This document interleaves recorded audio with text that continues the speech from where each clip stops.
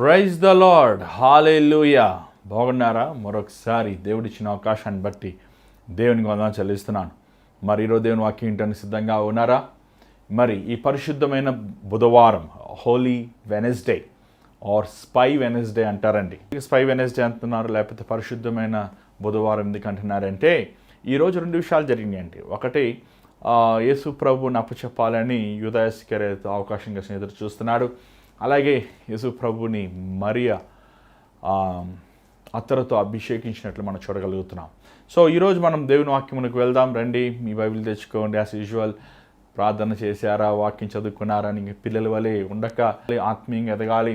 దేవుని వాక్యంలో ఉన్న మార్మములు మీరు తెలుసుకోవాలి. ఆయనలో ఉన్న విశేషతను, ఆయన గొప్పతనం మీరు గ్రహించాలి. మరి ఈరోజు ముఖ్యంగా ఒక ప్రత్యేకమైన విషయం అండి. మరి నేను ఎండ్ అయిపోయి కూడా మళ్ళీ చెప్తాను. మరి గుడ్ ఫ్రైడే, ఈస్టర్ సర్వీస్, ఈ రెండు ఆరాధనలు, గుడ్ ఫ్రైడే ఆరాధన, ఈస్టర్ ఆరాధన R3 బ్యాంక్వెట్ ఏసీ హాల్లో, హైదరాబాద్లోని షేక్పేట్. మీకు అది స్క్రీన్ కూడా మీకు చూపిస్తున్నారు. అదే స్థలంలో ఫ్రైడే 9 గంటలకి గుడ్ ఫ్రైడే సర్వీస్, అలాగే మార్నింగ్ 9 గంటలండి, సాయంకాలం కాదు. అలాగే ఈస్టర్ 10 గంటల పొద్దు తెల్లవారుజామున ఈస్టర్ సర్వీస్ ఉంది. దయచేసి ఈ రెండు ఆరాధన మీరు పోగొట్టుకోవద్దు, మీరు మిస్ అవ్వద్దు. దయచేసి గమనించండి. మీరు రండి, మీ కుటుంబంతో రండి, మీ స్నేహితులు, బంధువులు తెలియపరచండి. మరి షేక్పేట ఎక్కడ ఉంది అనేది ఒక పెద్ద డౌట్ ఉండొచ్చేమో మీకు. మరి గూగుల్, ఇప్పుడు మనం అందరం గూగుల్ వాడుతున్నాం కదండి. మీరు డామినోస్ పిజ్జా గూగుల్లో షేక్పేట అని కొడితే అదే బిల్డింగ్ పైన ఈ హాల్ అండి. మరి దేవుడు మహాకృప బట్టి మెయిన్ రోడ్లోనే అన్ని చక్కగా అనుకూలంగా బస్ స్టాండ్ అన్ని విధాలుగా దేవుడు మనకి ఇచ్చి ఉన్నాడు. మరి మీరు రావచ్చు, ఈ కార్యక్రమం దీవెన పొందవచ్చు. అంత మాత్రంగా అయిపోయాక మీకోసం మేము ప్రత్యేకంగా ప్రార్థిస్తానికి, వ్యక్తిగతంగా మీకోసం దేవుని సన్ని నడిపిస్తానికి, దేవుని చిత్తం బయలుపరుస్తానికి అవకాశం ఉంటుంది. కాబట్టి ఈ అవకాశాన్ని సద్వినియోగపరచుకోండి. గమనించండి, సమయాన్ని పాటించండి. పొద్దుట 9 గంటలకి ఆరాధన స్టార్ట్ అవుతుంది. ఈ ఆరాధనలో మీరు పాలు పొందాలి. మరి ముఖ్యంగా ఈరోజు దేవుడు మనతో ఏం మాట్లాడతాడో చూద్దామా? మరి వాక్యం వెళ్ళక ముందు వచ్చిన ప్రార్థన. పరిశుద్ధమైన తండ్రి దయగల ప్రభా, మరొకసారి నాయన, మరొక దినమున నీ వాక్యముని ధ్యానిస్తానికి ఇచ్చిన కృపబట్టి వందనములు. నన్ను నిసులు చోట మరుగుపరచు. నీ బిడ్డలైన మాతోనైనా నువ్వు మాట్లాడు. ప్రతి అపవాది కార్యాలు లైపర్ చేసినాంలో ఇచ్చినాం తండ్రి, ఆమేన్. ఈరోజు జరిగిన సంగతి మనం చూద్దాం. మొదటగా మత్తయి సువార్త 26వ అధ్యాయము 6వ వచనం ఒకసారి మీ బైబిల్లో మీరు చూడండి. మత్తయి సువార్త 26వ అధ్యాయము 6వ వచనం. యేసు బేతనియలో కుష్టి రోగి అయిన సీమోను ఇంట ఉన్నప్పుడు ఒక స్త్రీ మిక్కిలి విలువగల అత్తరు బుడ్డిని తీసుకొని ఆయన యొద్దకు వచ్చి ఆయన భోజనము కూర్చుండగా దాని ఆయన తల మీద పోసెను. ఓకే, చదవండి. శిష్యులు చూచి కోపపడి, ఈ నష్టమెందుకు, దీని గొప్ప వెల అమ్మి బేదలకు ఇవ్వచ్చునే అని అనేది. యేసు ఆ సంగతి తెలుసుకొని చాలు, ఇక్కడ వరకు చదువుదాం, మళ్ళీ వద్దాం. లూకాసు సువార్త 19లో ఒకసారి ఇది చదవండి. ఆమె మరియా అను సహోదరి ఉండెను. ఈమె యేసు పాదం యొద్ద కూర్చుండి ఆయన బోధ వినిచుండెను. మార్త విశాలమైన పని పెట్టుకున్న చేత తొందరపడి ఆయన యొద్దకు వచ్చి, ప్రభువా, నేను ఒంటరిగా పని చేయుటకు నా సహోదరి నన్ను విడిచిపెట్టినందున నీకు చింత లేదా? నాకు సహాయం చేయమని ఆమెతో చెప్పమనెను. అందుకు ప్రభువు, మార్తా మార్తా, నీవు అనేకమైన పనులను గురించి విచారం కలిగి తొందరపడుచున్నావు గాని అవసరమైన ఒకటే, మరియు ఉత్తమమైన దాన్ని ఏర్పరచుకొనెను. అది ఆమె యొద్ద నుండి తీసివేయబడింది ఆమెతో చెప్పాను. చాలండి. అలాగే మనం యోహాను సువార్త 12వ అధ్యాయము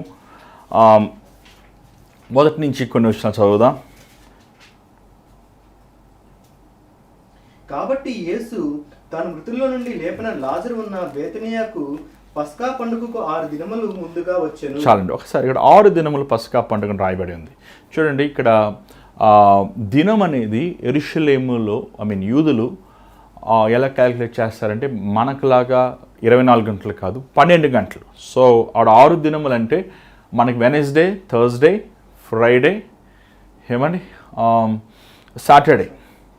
సో పస్కా మనం శనివారం నుంచి అని మనము మన చరిత్రలో మనం చూస్తున్నాం. సో వారి లెక్కల ప్రకారము అది 6 రోజులు. ఎందుకంటే మనం యేసుప్రభు శుక్రవారం మరణిస్తాడు, మరలా 3వ దినమున మృత్యుంజయులైన లేచాడంటాం. అంటే ఆ శుక్రవారం నుంచి ఆదివారానికి లెక్క ప్రకారం చెప్పాలంటే ఒకరోజే ఉంది మధ్యలో. కానీ మనము 6 గంటల ప్యాటర్న్లో ఆ రోజుల్లో టైం ఫాలో చేస్తున్న వల్ల దాన్ని 3వ దినమును పునరుద్ధానమై లేచాను అనే సంగతి మనం చూస్తున్నాం. 6 దినముల ముందు పస్కా జనరల్గా యూదులు మరి శనివారం అని ఇది అభిప్రాయం పడుతున్నారు. ఎందుకంటే పస్కా ఎప్పుడు స్టార్ట్ అవుతుంది అనేది పెద్ద ఒక ఏమంటారు డిబేట్ అనేది జరుగుతుంది. ఎప్పుడు స్టార్ట్ అవుతుంది ముఖ్యం కాదు, కానీ అది దాని సారం ఏంటనేది తెలుసుకోవడానికి మనకి ముఖ్యం. కానీ దేవుడు మరి ముఖ్యంగా ఆ పస్కా పండుగ ముందు 2 విషయాలు జరిగినట్లు మనం చూడగలుగుతున్నాం. ప్రభు మరియ మాత వారి ఇంట్లో భోజనం చేశారు. మళ్ళీ మరుసటి రోజున శిష్యులతో ఆయన భోజనం చేశారు. సో ఇద్దరు ముఖ్యమైన వారు. మొదటి శిష్యులు ఒకరు, రెండోది మరియ మాత లాజరు. వీరు బేతనీలో ఉంటారు. వీరు ప్రభు ఎంతో ప్రేమించారు. వీరిని గురించి ఎంతో అక్కర కలిగి ఉన్నారు. సో అక్కడ జరిగిన సంగతి కూడా మనం చూద్దాం. ఎందుకంటే మత్తయ్య గారు రాసినది లూకాలో ఉన్నది, అలా యోహానులో కూడా ఉన్నది. మనం ధ్యానిద్దాం ఒకసారి. యోహాను అధ్యాయం 12వ వచనం కొంచెం చదవండి దయచేసి. 2వ వచనం చదవండి. మాత ఉపచారం చేసెను, లాజరు ఆయనతో కూడా భోజనముకు కూర్చున్న వారిలో ఒకడు.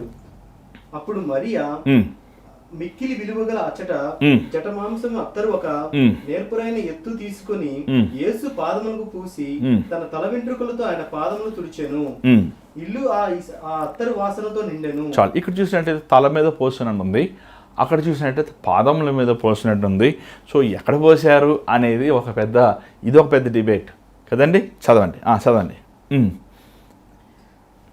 ఆయన శిష్యుల్లో ఒకడు ఆయనను అప్పగింపునై ఉన్న ఇస్కరియోతు యూదా ఆ అత్తరి ఇందుకు 300 దేనారములకు అమ్మి వేదలకు ఇయ్యవలెనని వాడిలాగా చెప్పిన వేదల మీద శ్రద్ధ కలిగినది కాదు గాని నాడు దొంగ అయి ఉండి తన దగ్గర డబ్బు సంచి ఉన్నందున అందులో వేయబడింది దొంగిలించు వచ్చెను. చాలండి. ఇక్కడ చాలా ఒక ముఖ్యమైన పాయింట్ గమనించండి. అత్తర్ అనేది తల మీద పోసినప్పుడు అది కాలుకు కూడా వెళ్తుంది. అంత మాత్రం కాదు, మరియ అత్తరి ప్రభు తల మీద పోసింది, కాళ్ళ మీద పోసారు. ఏమండి? సో తల మీద దానిని అది కుమ్మరించింది, పాదాల మీద కుమ్మరించింది. అంత మాత్రమే కాదు, మరియకి దేవుడు చెప్పాలంటే ఒక గొప్ప విశేషతనిచ్చాడండి. మరియ యేసు ప్రభు సిలువలో మరణించబోతుంది. ఆయన శరీరము, ఆయన దేహము మానవుల పాపము కోసము దహనబలిగా మారబోతుందన్న సంగతి ఆమె గ్రహించుకుందో లేదో నాకు తెలియదు, కానీ ఆమె చేసిన పని చూస్తే మాత్రం ఆమె గ్రహించుకున్నట్లే ఉంది. ఈ అత్తర్ అనేది చాలా విలువైనది. ఆల్రెడీ మీకు చాలాసార్లు దీని గురించి చెప్పాను. ఈ అత్తర్ అనేది ఒక విలువైన పువ్వులు, చెట్లు ఎన్ని అండి మంచి సువాసన ఇచ్చేవి. ఏం చేస్తారంటే ఆ రోజుల్లో ఆడపిల్లలు పుట్టినప్పుడు, ఈ రోజుల్లో మనకి బ్యాంక్స్ ఉంటాయి, ఏమంటే జ్ఞానం కలిగిన వారు కొంచెం చెవులకి ఏదో ముక్కులకి ఏదో ఒకటి కొన్ని పెడతారు ఆడపిల్ల అని చెప్పి. లేకపోతే పెళ్లి రోజున ఒకేసారి అప్పు చేయరు కదండి. అలా బుద్ధి లేని వాళ్ళు అప్పు చేస్తారు. అది మనం ఏం చేయగలుగుతాం. ఏమంటే జ్ఞానం కలిగిన వారు ఆడపిల్లలు ఉన్నప్పుడు రూపాయి వెనకేసుకొని వారిని చక్క పెడుతుంటారు. అది పూర్వదినములో ఉన్న అమ్మమ్మలు నానమ్మలకి మనం చూడగలుగుతాం. కానీ ఈ రోజుల్లో అలాంటి వారు మనం చూడలేకపోతున్నాం. అప్పు చేసి సెల్ ఫోన్ కొనుక్కుంటారు, అప్పు చేసి బైక్ కొనుక్కుంటారు, అప్పు లేకుండా ఈరోజు ఏది బతకలేకపోతున్నారు. సో అప్పు లేని మన పాత రోజుల్లో నాకు మా సంఘంలో ఒక తెలుసు, ఆమెకి 8 మంది పిల్లలు అని చెప్తుంది. అయ్యా మా ఆయన రోజంతా పనిచేసి నెలకి 100 రూపాయలు ఇస్తాడయ్యా, 8 మంది పిల్లల్ని పెంచి వారిని చదివించి వారందరికీ పెళ్లి చేశాను, ఆ డబ్బులతోనయ్యా దేవుడు ఇంత కృప చూపించి చెప్పినప్పుడు నిజంగా ఆశ్చర్యం వేస్తుంది. అలాంటి వారు జ్ఞానం కలిగిన స్త్రీలు ఈరోజు మనం కనుగొలేకపోతున్నాం. కానీ మరి అక్కడ చూసినట్లయితే ఈ అత్తరి ఎందుకు ఆ రోజుల్లో వాడతారంటే, వారు ఏం చేస్తారంటే ఆ తల్లిదండ్రులు ముఖ్యంగా కుమార్తెలకి వారు ఏదో ఒక స్వాస్థ్యం లేకపోతే ఒక అసెట్గా కూర్చిపెడతారు. ఎందుకంటే ఆ రోజుల్లో ఈ రోజుల్లాగా భూమికి విలువ లేదు, బంగారంకి కూడా విలువ లేదండి. కానీ ఆ వస్తువులు ఏం చేస్తారంటే వారు దాని విశేషత ఏంటంటే, అత్తర్ విశేషత ఏంటంటే అది ఆ ఫ్రాగ్మెంట్స్, ఆ పువ్వులు కానీ ఆ ఆకులు కానీ వేసి ఆ ఎసెన్స్తో వేసి అది ఎంత నిలవగా ఉంటుందో అది అంత విలువగా మారుతుంది. అది ఎంత విలువ అంటే వివాహానికి సరిపోవాల్సిన ధనము, అందరికీ భోజనం పెట్టాల్సిన ధనము, అది చెప్పాలంటే అది ఇంకా మిలుగుతుంది అనమాట. అంత విలువైనది. ఆ రోజుల్లోనే చాలా విలువైనది. మరి ఈ రోజుల్లో లెక్కలు కడితే ఇంచుమించు కొన్ని కోట్ల రూపాయలు విలువైనది. కానీ మరియా తన భవిష్యత్తు గురించి ఆలోచించకుండా తన గురించి తన క్షేమం గురించి ఆలోచించకుండా దేవునిని మనసులో పెట్టుకొని ప్రభువుని దృష్టిలో ఉంచుకొని నా ప్రభువు నాకు ముఖ్యం. అక్కడ చూసినట్టయితే లూకాలో చూసినట్టయితే మరియ చేసింది, మార్త చేయలేకపోయింది. కారణం ఏంటంటే మరియ దేవుని వాక్యంని విందండి. చూడండి, ఈరోజు దేవుని బిడ్డలైన వారు, సంఘస్థులు, విశ్వాసులు వాక్యముని వినలేకపోతున్నారండి, వాక్యముని గ్రహించలేకపోతున్నారు. వాక్యములోని విశేషతను, వాక్యములోని ప్రత్యేకతని చాలామంది తెలుసుకోలేకపోతున్నారు. వాక్యము, దేవుని వాక్యము 2 అంచెల ఖడ్గము. ఈరోజు చాలామంది సంఘంలో విశ్వాసులు చెప్తుంటారు, అయ్యా పాపములు పడిపోతున్నాం, శోధనలో పడిపోతున్నాం, మేము దేవుని కోసం నిలబడలేకపోతున్నాం. కారణం ఏంటి తెలుసా? నువ్వు ఆత్మీయ ఆహారము ఏమండి దేవుని సేవకుడు ఆహారం భోజనం పెడుతున్నప్పుడు నువ్వు వాక్యం వినటానికి ఇష్టపడతలేదు. అందుకే అపవాది నిన్ను శోధించినప్పుడు నువ్వు బలహీనుడుగా ఉన్నావు కాబట్టి, ఆత్మీయంగా నువ్వు దిగజారిపోయి ఉన్నావు కాబట్టి నువ్వు పడిపోతున్నావు. కానీ మరి మనం చూసినట్టయితే లూకా సువార్త 10వ అధ్యాయం చూసినట్టయితే మరియ యేసు ప్రభు పాదముల దగ్గర కూర్చుని వాక్యం వినటానికి ఇష్టపడింది. దేవుని సన్నిధిలో దేవుని మాటలు విని తన హృదయమునితో నింపుకొని ఆశించింది. ఎంతో ఉత్తమైన తన కోరుకుందండి. దాని తర్వాత మనం చూసినట్లయితే ప్రభువు భోజనం చేస్తున్నప్పుడు, అక్కడ యూదులు భోజనం చేసినప్పుడు వారు పాదములు వెనక్కి పెడతారు, భోజనం చేస్తుంటారండి. ఇలా ముందు కూర్చొని గుండ్రంగా రౌండ్ టేబుల్ ఉంటుంది, పాదాలు వెనకాల ఉంటాయి. ఎందుకంటే పాదాలు మట్టి ఉంటుంది, అది తలవకూడదని వారు ఆ రోజుల్లో నమ్మే విధం. ఎలా మన ఊర్లో బాస్పెట్లు పెట్టడం కూర్చుని తింటాం, ఏమన్నా కొన్ని దేశాల్లో చైర్లో కూర్చొని తింటారు, ఒక్కొక్కరు ఒక్కొక్క విధంగా తింటుంటారు. మీరు జపాన్ వెళ్తారు, మోకరించి తింటారు. సో ఒక్కొక్క విధంలో అలా యూదులు వారు పాదాలు వెనకాల పెట్టుకొని ముందుకు కూర్చుని తింటారు. అలా కూర్చుని తింటున్నప్పుడు మరి ఏం చేసిందంటే, తనకున్న ప్రభువుకి ఏదన్నా ఇవ్వాలి, నేను దేవునికి ఏదన్నా నేను చేయాలి అన్న ఆశ పుట్టింది దానికి. ఏమండి, ఒక దేవుని సేవకులు అన్నారు, మనం ఆత్మీయంగా దిగజారిపోయినప్పుడంట మనము దేవుడు మనకేం చేశాడు అనే ఆలోచన వస్తుందంట. ఏమండి, మనం ఆత్మీయంగా ఎదిగినప్పుడంట, ఆత్మీయంగా మనం బలంగా ఉన్నప్పుడు దేవునికి మనం ఏం చేయాలి అని ఆశ ఉంటుందంట. ఈరోజు చూడండి, చాలామంది దేవుని సేవకులు డబ్బులు ఇవ్వండి, కానుకలు ఇవ్వండి అని ఎందుకు అడుగుతున్నారంటే వారు ఆత్మీయంగా ప్రజలు లేరు కాబట్టి, దేవునికి ఇచ్చే విషయంలో నమ్మకముగా లేరు కాబట్టి అడగాల్సి వస్తుంది. అసలు ఎందుకు అడగాలి? మరియని ఎవరు అడిగారు? ఆ అత్తరిని తీసుకొచ్చి ప్రభు తల మీద నుంచి పాదముల వరకు అలా కుమరించేసిందండి. కుమరించినప్పుడు వెంటనే మనం మత్తయి సువార్తలో చూసినట్లయితే ఆ శిష్యులు అంటున్నారు, శిష్యులు దాన్ని చూసి ఏమంటే వారు కోప్పడ్డారంట. 26 వచనంలో కోప్పడ్డారంట. ఎందుకు కోప్పడాలి? అది నీ సొమ్మ, నీది కాదు కదా, అసలు నువ్వు చేయాల్సింది నువ్వు చేయలేదు, మరీ వేస్తుంది. చేసి ఏమంటున్నారు తెలుసా? ఎందుకు ఈ వ్యర్థము, ఎందుకు ఈ వేస్ట్? ఏమండి, చాలామంది మా నాన్నగారిని అడుగుతుంటారు, ఎందుకంటే జయపాల్ గారు మీరు వేల రూపాయలు కట్టి టీవీ ప్రోగ్రాం ఇస్తారు, ఎందుకు ఈ ఉద్యోగ సభలు, ఎందుకు ఈ వేస్ట్? మీరు చర్చి కట్టుకోవచ్చు కదా, పెద్ద చర్చి కట్టుకోవచ్చు కదా, మీరు పెద్ద సంస్థలు చేయొచ్చు కదా, ఎందుకు మీరు అద్దె ఇంట్లో ఉన్నారు, సొంత ఇల్లు కొనుక్కోవచ్చు కదా, మంచి వాహనాల్లో ఉండొచ్చు కదా, ఎందుకు ఈ కష్టాలు?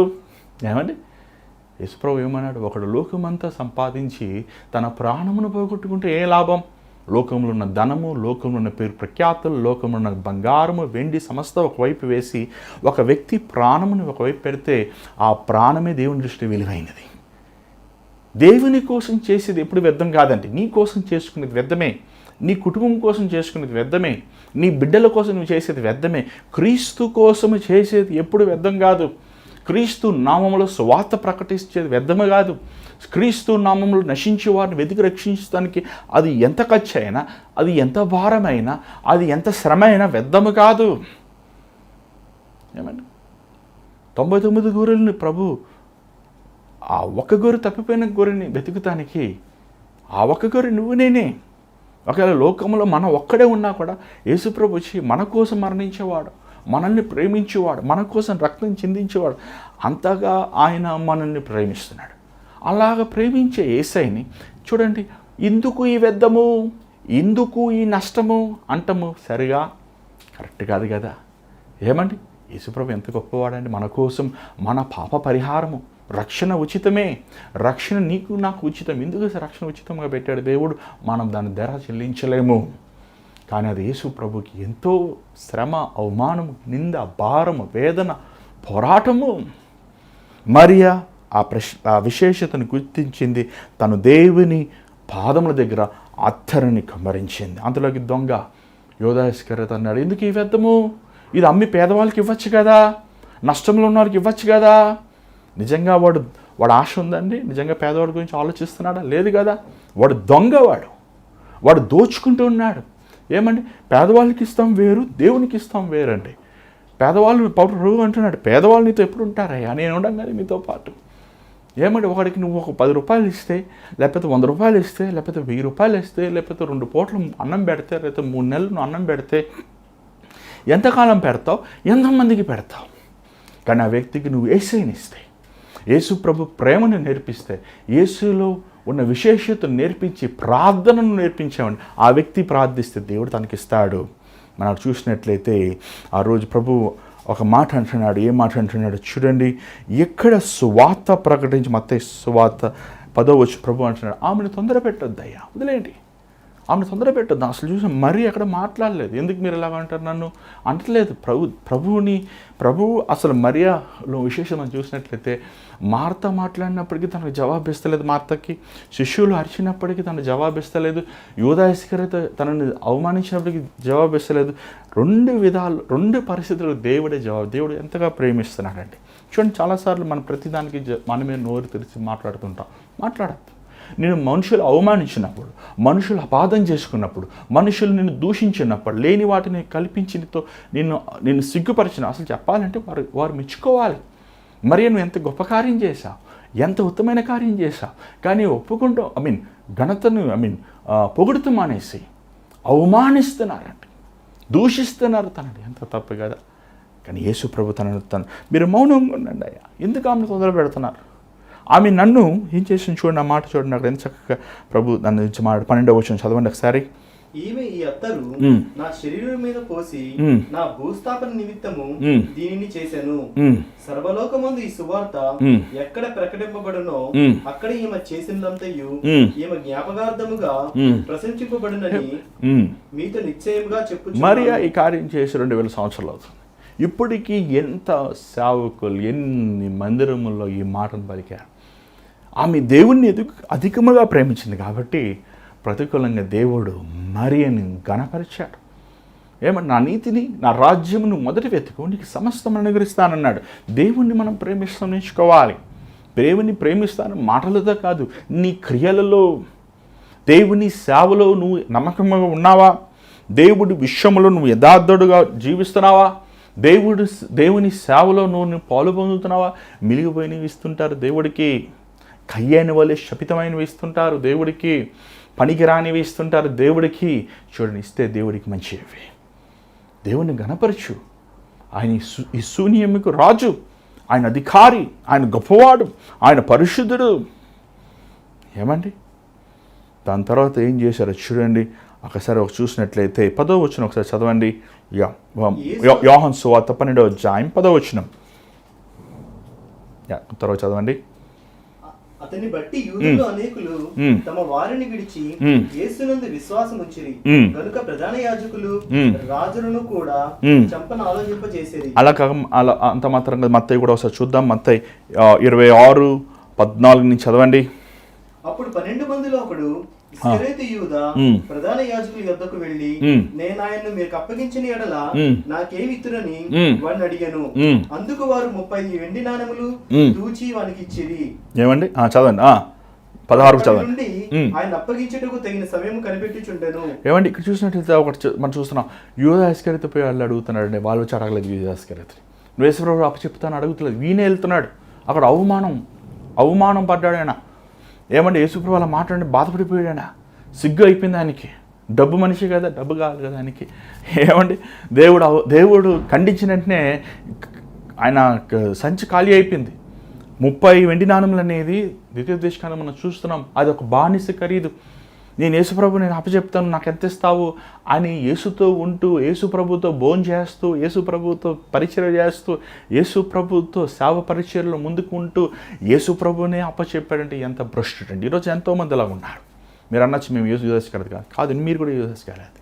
ఒక సినిమా కోసం, ఒక అబద్ధం కోసం, ఒక అన్యాయం కోసం, మోసం నిమిత్తం, ఒక స్వార్థమైన కార్యాల నిమిత్తం, దేవునికి వాక్యానికి విరోధమైన కార్యాల నిమిత్తం మీరు యేసుని అమ్మవేస్తున్నారు.